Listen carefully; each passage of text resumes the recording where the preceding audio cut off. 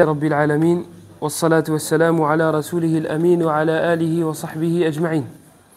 قال العلامة الشيخ عبد الرحمن ابن ناصر السعدي رحمه الله تعالى: ومن أنفع الأمور لطرد الهم أن توطن نفسك على ألا تطلب الشكر إلا من الله، فإذا أحسنت إلى من له حق عليك أو من ليس له حق فاعلم أن هذا معاملة منك مع الله، فلا تبالي بشكر من أنعمت عليه، كما قال تعالى في حق خواص خلقه: إنما نطعمكم لوجه الله لا نريد منكم جزاء ولا شكورا. Donc le Cheikh rahimahullah nous dit que parmi les choses les plus utiles et les règles à connaître pour être heureux, c'est le fait de ne pas attendre de remerciements d'autrui. Ne t'attends pas à ce que quelqu'un te dise merci lorsque tu rends un service.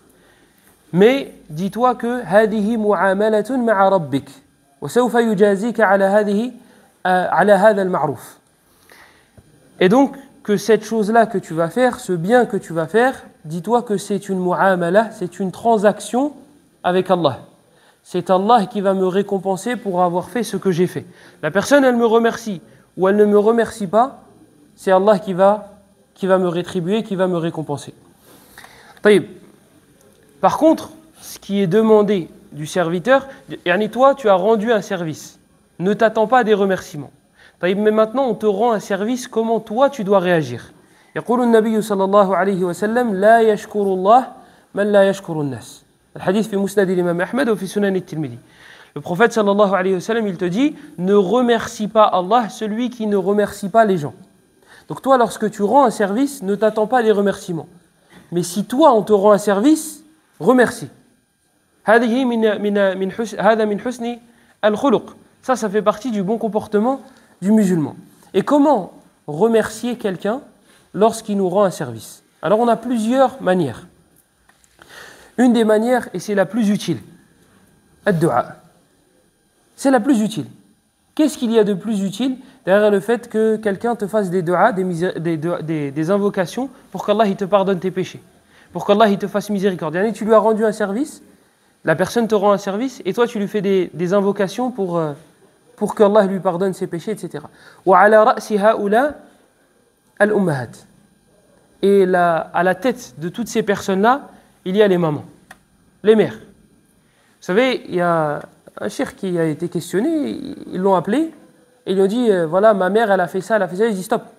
Il dit: lorsque tu parles de ta mère, invoque pour elle. Et même si tu vas citer quelque chose, une question qui est en rapport avec elle, fais une dua pour elle. Dis: al-walida fa'alat kada kada rahmatullahi alayha ou ghafara Allahu laha wa in kanat hayya. Ar-rahma la takhtassu bil amwat. Même si elle est vivante. Même si elle est vivante, tu peux dire qu'Allah lui pardonne ou qu'Allah lui fasse miséricorde. La miséricorde, on n'en a pas besoin que lorsqu'on meurt. On en a besoin lorsqu'on est vivant aussi. Si on n'avait pas la miséricorde d'Allah étant vivant, on serait anéanti. Donc, ça m'avait plu ce que le cheikh avait dit. Il y en a un autre. Il a dit: moi, il n'y a pas une prière que je fais. Faridah ou nafila, pardon. Que ce soit une prière obligatoire ou une prière surrogatoire, sans que j'invoque pour ma mère. تستحق هذا تستحق ذلك وتستحق أكثر من ذلك. Elle mérite cela. La mère, elle mérite qu'on invoque pour elle. La mère, elle mérite qu'on invoque pour elle pour chaque prière, dans chaque prière. أنا أقول الوالدة لكن الوالدة كذلك. Mais الوالدة كما قال النبي صلى الله عليه وسلم: أمك ثم أمك ثم أمك ثم أبوك. في رواية أمك ثم أمك ثم أمك ثم أباك ثم الأقرب فالأقرب. Donc je dis la mère, mais le père aussi. Mais je dis la mère parce que la mère passe en termes de bonté 3 fois avant le père. En termes de bonté. En termes de bonté. Pas en termes d'autorité. C'est pas pareil. Et on a l'histoire avec l'imam Ahmed et Shafi'i rahmatullahi alayhima. L'imam Ahmed qui est l'élève de l'imam Shafi'i. Et l'imam Ahmed, il invoquait beaucoup pour Shafi'i. Et ça a attiré l'attention de ses enfants. Parce que l'imam Ahmed, c'est l'imam Ahmed. L'imam Ahmed, s'il l'invoque pour quelqu'un, c'est que ce quelqu'un doit avoir une place énorme. Et l'imam Ahmed, il a plein de professeurs. Il y en a plein qui sont remplis de connaissances. Pourquoi Shafi'i en particulier, tu invoques beaucoup pour lui. Et donc, il y a cette fameuse histoire qu'on raconte dans les livres de Siyar, que Shafi'i a mangé chez l'imam Ahmed. Shafi'i, quand il a mangé, il a beaucoup mangé. Et ça, c'est mal vu. Chez eux, c'est mal vu. Après avoir mangé, là, il y a les enfants de l'imam Ahmed qui sont en train de... Le moindre fait et geste de Shafi'i, vont le regarder. Attends, mon père, il fait des invocations pour lui matin et soir. Et à chaque fois, il nous parle en bien de lui. Et même l'imam Ahmed, quand son fils il lui a demandé, Abdullah ou bien Salih, je ne sais plus, il lui a dit, pourquoi tu parles tout le temps de Shafi'i? Il a dit, Shafi'i, kana kashamsi lid-dunya, wa kal-afiyati lin-nas. Il disait que Shafi'i, c'était comme le soleil pour les gens, pour ad-dunya. Est-ce que tu peux remplacer sur terre le soleil? Tu ne peux pas lui ramener quelque chose qui va remplacer le soleil. Wal-afiya lin-nas, et la tranquillité, la paix pour les gens. Est-ce que quelque chose va remplacer ce bienfait-là? Non plus. Donc il disait, il était à cette image-là, Shafi'i, rahmatullahi alayhi. Donc les enfants de l'imam Ahmed, ils regardaient les moindres faits et gestes de Shafi'i. Déjà, premièrement, il a mangé. Il a beaucoup mangé. Il n'a pas réussi le test. C'est pas bon. Un savant qui mange beaucoup. Deuxième test. Il n'a pas prié la nuit. Ça, c'est sa fille qui l'a dit à l'imam Ahmed. Sa fille, elle a dit, je l'ai vu, il a beaucoup mangé, et je l'ai vu, il n'a pas prié la nuit. Et troisième problème, troisième ishkal, l'eau des ablutions, il n'a pas bougé. Ça veut dire que le matin, quand il est parti faire le fajr, il n'a pas fait ses ablutions. Regardez, elle est grande quand même. La première et la deuxième, mais la troisième, il fait sa prière sans ablution, c'est pas possible. Donc sa fille, elle est partie voir l'imam Ahmed, son père, et elle lui a dit, j'ai vu ça, et c'est ça Shafi'i. L'imam Ahmed, il a dit, je vais lui parler. Regardez la sagesse. C'est ce qu'on avait dit il y a une semaine ou deux. Quand il y a quelque chose qui prête à confusion, demande. Surtout si le principal concerné est vivant. Là, Shafi'i, il est là. Pourquoi l'imam Ahmed il va dire non, mais c'est parce que, il va demander à Shafi'i. Et c'est ce qu'il a fait. L'imam Ahmed, il est parti voir Shafi'i. Il a dit, voilà, ma fille, elle a remarqué ça et ça. Il a dit, concernant la première chose, le fait que j'ai beaucoup mangé, c'est parce que je savais qu'il n'y avait pas un plat plus halal que celui de l'imam Ahmed. Là, je suis chez l'imam Ahmed, j'en profite. C'est rare de trouver quelqu'un qui a un plat qui est halal sûr et certain. Et là, quand on dit halal, c'est pas c'est du porc ou c'est pas du porc. Non, il va plus loin. Il va beaucoup plus loin que ça. Et là, c'est l'imam Ahmed. Ça ne peut être que halal. Il a dit, donc j'en ai profité. Deuxième, il n'a pas prié la nuit. Il a dit, أنا تفكرت في حديث رسول الله صلى الله عليه وسلم واستنبطت منه الفوائد. Il a dit, concernant la prière de la nuit, j'étais en train de réfléchir et de méditer sur un hadith du prophète sallallahu alayhi wa sallam. Et la science, elle prévaut sur la salat al-nafila. La science, elle est meilleure que les prières surérogatoires. Pourquoi? L'imam Ahmed, il a déjà été questionné sur ça. Parce que salat al-nafila, c'est pour toi.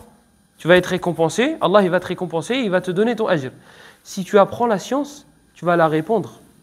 Donc des personnes qui vont faire la prière, ou des aumônes, ou le hajj, via tes connaissances, il y en a plein. Donc le deuxième, il est meilleur, le fait d'apprendre la science. Donc Shafi'i, il a dit, moi, j'ai réfléchi sur un hadith durant la nuit, et je préfère réfléchir sur la science, plutôt que de faire des prières surérogatoires. Et quant aux ablutions, j'ai pas dormi. Donc j'avais pas besoin de refaire les ablutions. Et voilà, intaha al-ishkal. Shahid, pourquoi je vous ai cité ça c'était une parenthèse, c'était que l'imam Ahmed, rahmatullahi alayhi, faisait beaucoup d'invocations pour son professeur, l'imam al-Shafi'i, rahmatullahi alayhi. Et lorsque vous fouillez dans leur biographie, vous trouvez qu'ils ont des avis qui sont parfois contradictoires. Lui, il va te dire, si tu fais ça dans ta salat, la salat, elle est batila. Lui, il va te dire, c'est obligatoire dans la salat. Et malgré cela, regardez comment lui se comporte avec lui et comment lui... Parce qu'il sait que lui, c'est un mujtahid et lui, c'est un mujtahid. D'ailleurs, le Shafi'i, rahimahullah, il est déjà parti voir l'imam Ahmed, il lui a dit, Ya Aba Abdillah, أنتم أعلم هذا الشيخ يخاطب التلميذ ومن هو الشيخ الشافعي قال يا أبا عبد الله أنتم أعلم بالأخبار الصحاح منا فإذا علمتم حديثا صحيحا عن رسول الله صلى الله عليه وسلم فأخبروني عنه حتى أذهب إليه كوفيا كان أو إلى آخره أو شاميا إلى آخر ما ذكر. Shafi'i, il a dit à l'imam Ahmed, Shafi'i c'est le professeur, et il dit à son élève, tu es plus savant que moi concernant les hadiths du prophète, sallallahu alayhi wa sallam. Il dit donc, si tu entends parler d'un hadith qui contredit un de mes avis, alors informe-moi-en. Viens me le citer ce hadith. Alors regardez, il n'y a pas de kibr, il n'y a pas d'orgueil, il n'y a pas de « oh mais c'est mon élève, Chouma il va me citer un hadith que je ne connais pas ». Là. Par contre, Shafi'i il avait une mise, il avait une particularité. Vous savez, dans les 4 écoles, chaque imam, il a sa particularité. Malik, rahimahullah, il était à Médine. Donc il était très proche des avis des compagnons du prophète sallallahu alayhi wa sallam. Entre lui et Abdullah ibn Umar, c'est très proche. An Malik, an Nafi', an ibn Umar. Lui, il a un seul intermédiaire pour les compagnons du prophète sallallahu alayhi wa sallam. Et lui, il était à la source, il était à Médine. Le din n'avait pas changé. Donc il avait beaucoup de sciences à proximité. Et d'ailleurs, l'imam Malik, quand vous fouillez dans sa biographie, il fait partie des savants du hadith qui n'ont pas voyagé. Et ça, chez les savants du hadith, c'est quasi impossible. Tous les savants du hadith ont voyagé. L'imam Malik, il n'a pas voyagé. Pourquoi ? Et pourquoi il va voyager ? La Médine. Les muhaddithoun, ils sont là. Les fuqaha, ils sont là. Les mufassiroun, ils sont là. Ça sert à quoi de voyager ? Shafi'i, rahimahullah, sa particularité, c'était sa compréhension. Il avait une compréhension qui était très fine. Il avait vraiment une sagesse et une compréhension dans les choses qui étaient très particulières. Et l'imam Ahmad ibn Hanbal, rahmatullahi alayhim jami'an, lui, il avait plus de hadiths du prophète sallallahu alayhi wa sallam que les autres. Et chacun, il a sa misa et chacun a sa particularité. Et ça ne veut pas dire que Shafi'i comprend bien, que Malik et Ahmed, ils comprennent rien. La hasha wa kalla. On raconte, pareil dans les livres de biographie, que Shafi'i et l'imam Malik ont débattu sur l'histoire des fi'lul asbab. Est-ce que faire les causes, c'est obligatoire ou non ? L'imam Malik, rahmatullahi alayh, il dit que faire les invocations, c'est un sabab. C'est ça, sabab. Shafi'i dit non, tu fais les invocations et tu fais sabab. C'est pas ça, sabab. Il faut faire aussi les choses. Ils ont débattu. At-tilmid yunaqishu shaykhahu bi'adabin wa hudu. L'élève, il débat avec son cheikh avec bienveillance et comportement. Ils débattent. Il n'y a pas lui, il a battu lui, il n'y a pas lui, il a... Shafi'i sort et il rencontre un homme qui veut monter sur sa monture. Shafi'i l'aide. L'homme, pour récompenser Shafi'i, il lui donne des dates. Et là, Shafi'i dit, ça y est, j'ai gagné le débat. J'ai fait une cause, il m'a donné une date, il m'a donné des dates. Donc moi, j'ai fait des causes pour avoir ma subsistance. Donc il est parti voir l'imam Malik. Et lui dit, ya cheikh, j'avais raison. Regarde, j'ai fait sabab et j'ai eu les dates. Et l'imam Malik, il a dit, regarde, moi je suis resté à la mosquée, j'ai eu les dates. Il a récupéré les dates. Donc, هذا يذكرونه في كتب التراجم والله أعلم بصحة هذا الخبر. Donc, parmi les causes, parmi les choses pour être reconnaissant envers une personne, أن تدعو له. Le fait d'invoquer pour cette personne-là. Cette personne-là. Et dans Sahih Muslim, on a le fait qu'un ange vient et te dise Walaka bimithli. Un ange, il vient auprès de toi et il te dit et pour toi la même chose. Toi, quand tu fais des invocations pour ton frère dans son dos ou pour ta sœur, Allah, il vient, ton frère, pas ton frère de sang, ton frère fiddin. Un ange vient auprès de toi et il te dit Walaka bimithli. Et d'ailleurs, dans la biographie, et pour toi la même chose. Et d'ailleurs, dans la biographie de certains prédécesseurs, lorsqu'ils voulaient se marier, ils faisaient des invocations pour leur frère pour qu'ils se marient. Comme ça, un ange, il vient et il dit Walaka bimithli. Et les anges, la ya'suna Allah ma amarahum wa yaf'aluna ma yu'marun. Les anges, ils ne désobéissent pas à Allah. Donc eux, leur dossier, il est propre. Donc il n'y a pas de mawani'. Il n'y a pas de quelque chose qui va empêcher que leur invocation soit exaucée. Et c'est aussi pour ça que le prophète sallallahu alayhi wa sallam nous a interdit d'invoquer contre autrui. Lorsque les parents ils sont énervés, ils invoquent contre leur enfant. Toi, tu ne sais pas. Peut-être qu'il y avait un ange à ce moment-là qui est parti, qui a dit Amin et qui est monté avec la dua. Et après, taqa'ul masaïb, le premier qui est puni, c'est toi. ويقول النبي صلى الله عليه وسلم في حديث أبي عثمان النهدي عن أسامة بن زيد أن النبي صلى الله عليه وسلم قال من صنع إليه معروف فقال لفاعله جزاك الله خيرا فقد أبلغ في الثناء وفي رواية فكافئوه. Donc le prophète sallallahu alayhi wa sallam, il nous dit que lorsque quelqu'un nous fait un bien, alors qu'on dise Jazakallahu khayran, qu'Allah te récompense en bien. Qu'Allah te récompense en bien. Une invocation. Dans l'autre version, il dit Fakafi'uh, suffisez-le. Yani, s'il t'a donné une chose, essaye de lui donner la même chose. Et si tu ne trouves pas, alors invoque. Mais ici, il y a une mas'ala. Est-ce qu'on a le droit de dire Jazakallahu khayran à un kafir? لا أحد لا يجوز non إذا كان ميتا لا طبعا هذا لا خلاف فيه أجمع العلماء على أنه لا يجوز الدعاء للكافر إذا كان ميتا واستدلوا بالآية التي في سورة التوبة أما إذا كان حيا فأحد العلماء أفتى بعدم جوازه وعالم آخر أفتى بجوازه وسأبين لكم ما الفرق بينهما. Donc, s'il est mort, on ne peut pas invoquer pour le kafir. Qawlan wahidan. On ne peut pas invoquer pour un mécréant, s'il est mort. ما كان للنبي والذين آمنوا أن يستغفروا للمشركين ولو كانوا أولي قربى. طيب, maintenant s'il est vivant et que je lui dis qu'Allah te récompense en bien. Cheikh Abdullah ibn Jibril rahimahullah, il a dit non, c'est pas autorisé. Cheikh Mohammed ibn Salih al-Uthaymin rahimahullah, il a dit c'est autorisé. Pourquoi? خير الجزاء الإسلام. فإذا قلت له جزاك الله خيرا بنية دخوله في الإسلام فأنت لم تقع في إثم ولا في جرم ولا في حيرة. Et qui te dit que la meilleure des récompenses c'est l'islam. Donc lorsque tu dis جزاك الله خيرا, qu'Allah te récompense de la meilleure des manières, mais peut-être qu'Allah il va le récompenser en faisant en sorte qu'il rentre dans l'islam. Et ça, il n'y a pas de problème là-dessus. Par contre, un thawab, une récompense dans l'au-delà, هذا لا يمكن. وقدمنا إلى ما عملوا من عمل فجعلناه هباء منثورا. قولا واحدا هذا إلا عند بعض الزنادقة الذين لا يلتفت إليهم في الخلاف ولا في الموافقة حتى لو وافقونا. Donc, il n'y a pas de divergence sur le fait qu'on ne puisse pas invoquer pour le mécréant lorsqu'il est mort. Il n'y a pas de divergence là-dessus.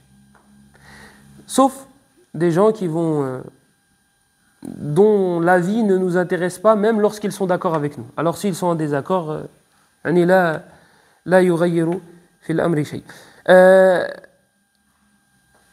نعم. Pour ce point-là, c'est bon.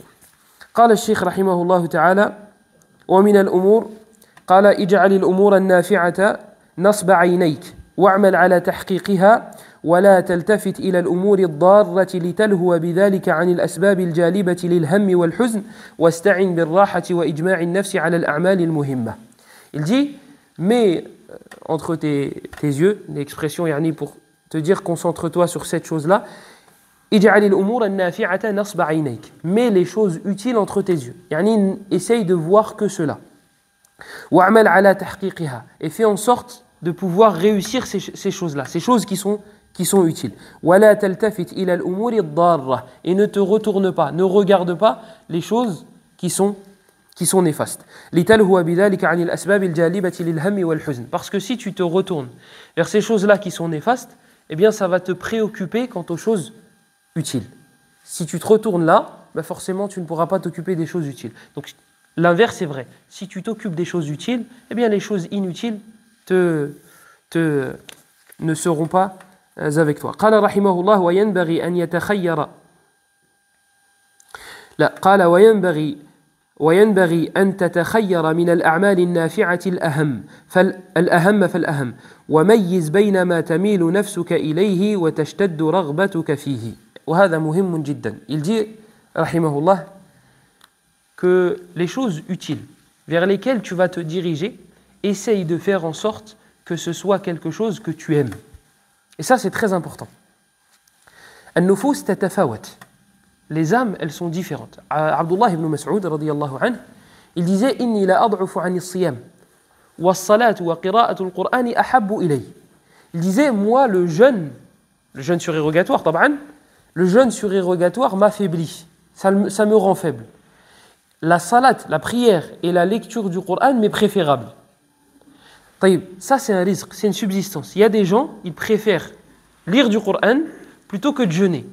Il y a des gens qui préfèrent jeûner que de lire du Coran. Il y a des gens qui préfèrent prier que faire ces deux adorations-là. Il y en a qui préfèrent faire des hajj et des umrah et les enchaîner plutôt que de faire ces adorations-là. Arzaq, ce sont des subsistances. Si Allah t'a fait grâce et il a fait en sorte que tu aimes toutes ces adorations, fahmadillah ala dhalik.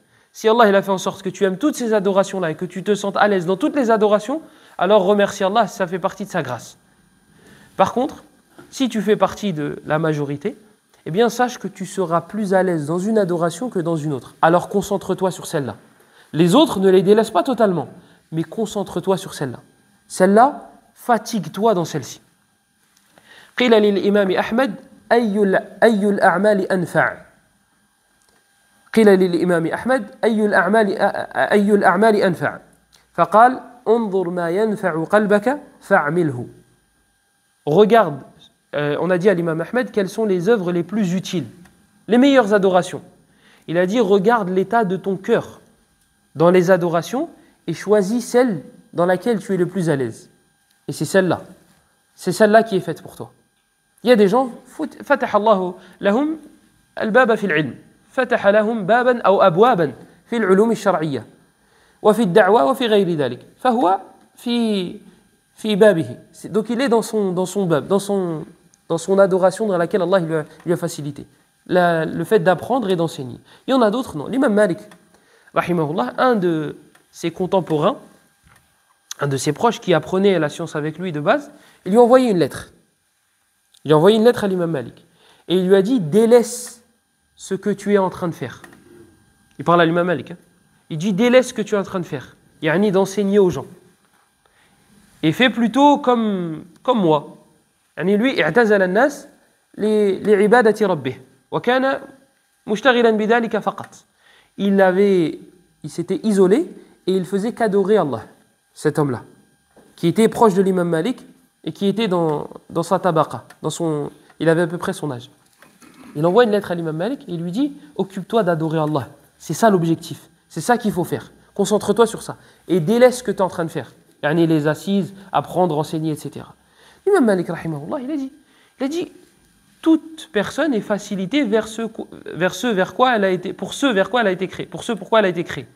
Toi, tu as été créé pour adorer Allah de cette manière-là, puis Allah il t'a facilité cette porte-là. Et moi, Allah il m'a facilité dans cette porte-là, eh bien je reste dans cette porte-là. Et celui-là, il n'est pas meilleur que celui-là. Comme je l'ai dit tout à l'heure,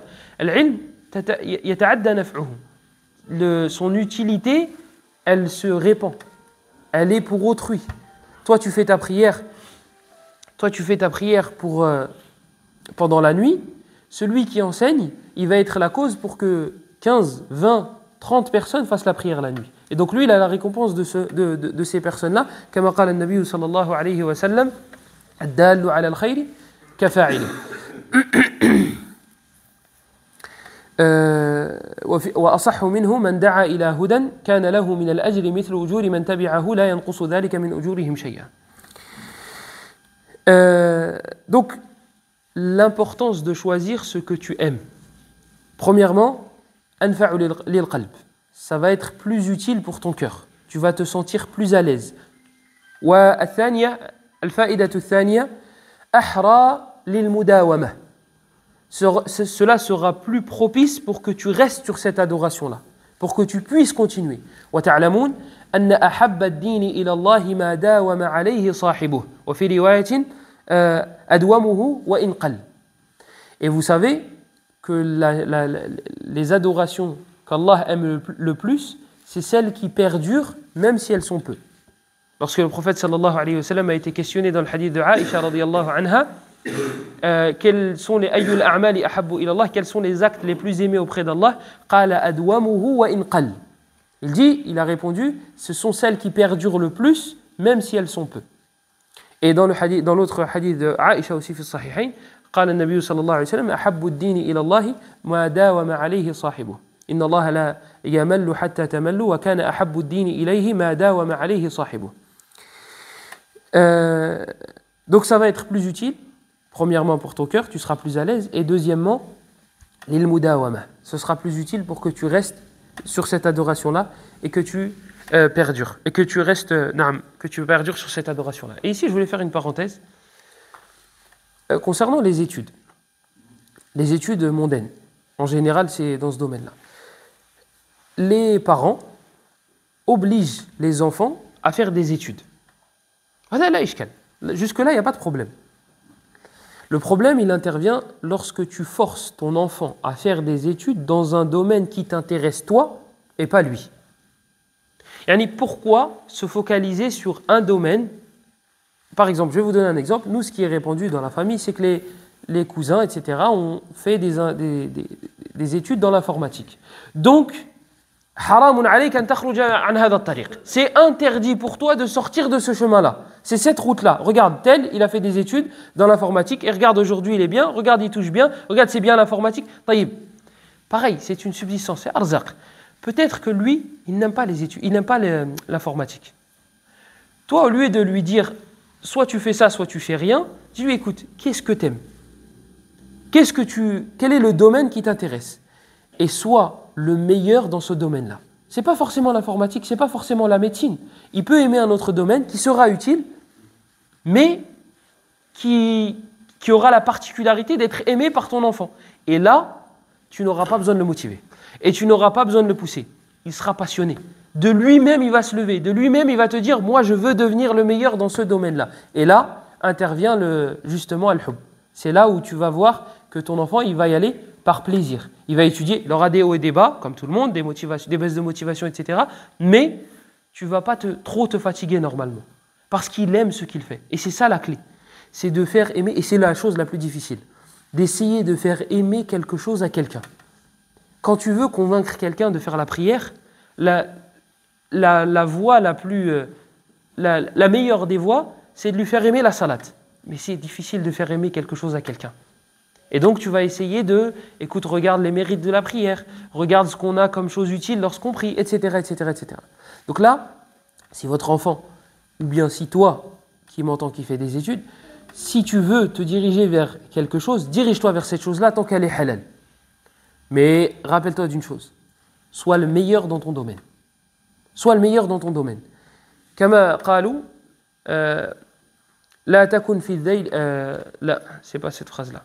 En gros, le dicton, il dit, ne sois ignorant dans aucun domaine et sois le meilleur dans un domaine. Donc, tu as des connaissances de manière globale et générale dans tous les domaines. Mais dans un domaine, tu es le meilleur. Il faut que, lorsque tu iras faire un entretien, il faut que ce soit lui qui appréhende, le patron. C'est lui qui appréhende. Est-ce qu'il va me dire oui ou est-ce qu'il va me dire non? C'est toi, tu vas te mettre en valeur. Et c'est toi qui vas choisir avec qui tu vas travailler, et pas l'inverse. Pourquoi? Parce que toi, on ne peut pas te remplacer facilement. Eh bien, c'est ça, quelqu'un qui est passionné dans son domaine. Quelqu'un qui est passionné dans son domaine, il va récolter ce genre de fruits. C'est que tellement il va aimer son domaine, il va essayer de devenir un professionnel, imbattable dans ce domaine-là, qu'il va devenir irremplaçable. Et donc, il pourra, moi, je ne travaille pas avec toi. Moi, je veux mon vendredi. Tu n'es pas content? Je vais chez l'autre. Et là, et deuxième avantage, si tu es le meilleur dans ton domaine, c'est que tu seras payé pour ce que tu aimes. Vous savez, j'étais tombé sur un sondage, il parlait des dépressions, il parlait des causes des dépressions, pourquoi les gens étaient dépressifs. Ils avaient mis que c'était le premier ou le deuxième truc, mais il me semble que c'était la première cause. La première cause, ou la deuxième du coup, dans le doute, c'était le fait de faire un métier qu'on n'aime pas. Et c'est logique. Du lundi au vendredi, 35 heures minimum, je vais avec des gens que j'aime pas, avec un travail qui ne me plaît pas, avec un salaire qui ne me plaît pas, et 35 heures, et du lundi au vendredi. Et en plus de ça, je suis payé au lance-pierre. Et c'est normal que tu deviennes dépressif. C'est absolument normal.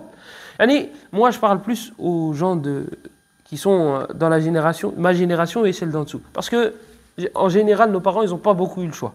Nos parents et nos grands-parents, ils n'ont pas eu beaucoup de choix. Ils sont arrivés en France et ils n'avaient pas fait d'études et c'était presque trop tard. Il fallait qu'ils trouvent une subsistance pour payer le loyer, etc. Mais nous, on a le choix.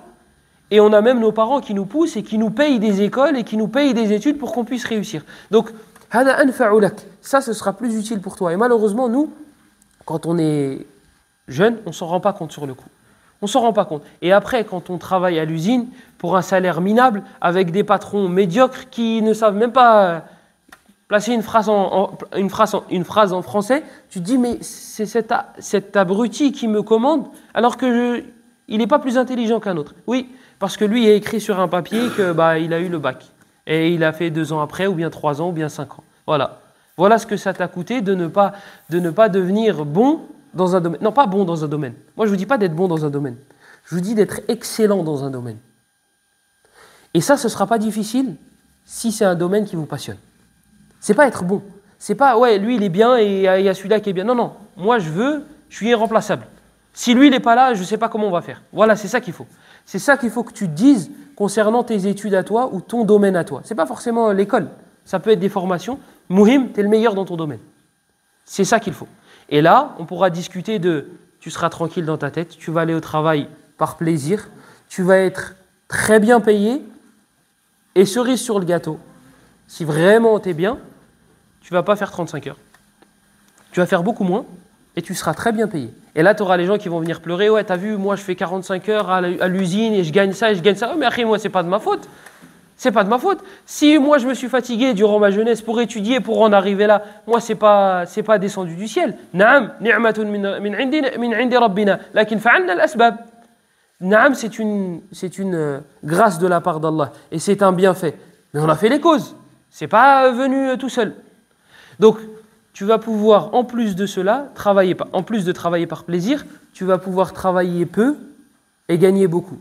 Et demandez aux gens qui travaillent beaucoup et qui ne gagnent pas beaucoup, vous allez voir la misère que c'est. Tu es avec des gens que tu n'aimes pas, et en plus de ça, tu travailles beaucoup, et en plus de ça, tu n'es pas beaucoup payé. Et si tu vis en France, c'est nour ala nour, c'est lumière sur lumière. Tout ton argent va partir dans le loyer et dans les courses. Oui, c'est la guerre en Ukraine, donc c'est plus cher. Allah musta'an. Est-ce qu'il y a quelque chose d'autre ? لا c'est bon. Il dit رحمه الله وينبغي أن تتخير من الأعمال النافعة الأهم فالأهم وميز بين ما تميل نفسك إليه وتشتد رغبتك فيه فإن ضده يحدث السآمة والملل والكدر واستعن على ذلك بالفكر الصحيح والمشاورة فما ندم من استشار. Donc ici il cite un deuxième élément avant de faire quelque chose, avant de te diriger vers des études ou un projet ou autre, c'est le fait d'aller demander conseil. Le fait d'aller demander conseil. جاء في الخبر وإن كان معلولا مرفوعا لكنه صح موقوفا البركة مع أكابركم البركة مع أكابركم وهذا صح عن ابن عباس رضي الله عنهما وعن عمر وعن عبد الله بن مسعود رضي الله عنهم جميعا وجاء مرفوعا لكنه لا يصح. Il y a un hadith qui est authentique jusqu'aux compagnons du prophète. Donc c'est eux qui parlent, c'est pas le prophète qui a dit. Dans lequel ils disent, parce que c'est venu auprès de plusieurs compagnons, al-barakatu ma'a akabirikum, la bénédiction est avec vos grands. Les savants ils disent que les grands ici, c'est premièrement celui qui est grand en âge, et deuxièmement, celui qui est grand en science. Et c'est cela dont tu vas tirer des avantages et des bénéfices. Pourquoi le grand en âge ? Pourquoi on va regarder l'âge de la personne ? Tajriba. Il a de l'expérience. Lui, il a fait des fautes, il est tombé dans des pièges. Et il va faire en sorte que toi, tu les évites. Écoute, mon fils, moi, j'ai essayé ça. J'ai perdu 3 ans de ma vie. Ou j'ai perdu 5 ans. Et il y en a, ils vont te dire, moi, j'ai gâché ma vie. À cause de cette façon de faire, ne le fais pas. Toi, au lieu de tester cette mauvaise manière, cette mauvaise façon, eh bien, là, il t'a fait économiser 10 ans. Il t'a fait économiser 15 ans. Il t'a fait économiser 20 ans. وهذا جاء عن النبي صلى الله عليه وسلم التجربة. Et ça, c'est venu de la part du prophète sallallahu alayhi wa sallam. Le hadith, lorsque le prophète sallallahu alayhi wa sallam est monté, et qu'Allah, il lui a informé que sa communauté allait devoir prier, combien de prières ? 50. 50 prières au début. Qui est-ce qui est intervenu ? Moussa. Moussa alayhi salam. Pourquoi ? Tajriba. Qu'est-ce qu'il lui a dit ? Il lui a dit, moi j'ai essayé avec Banu Israël. Et ils n'ont pas fait.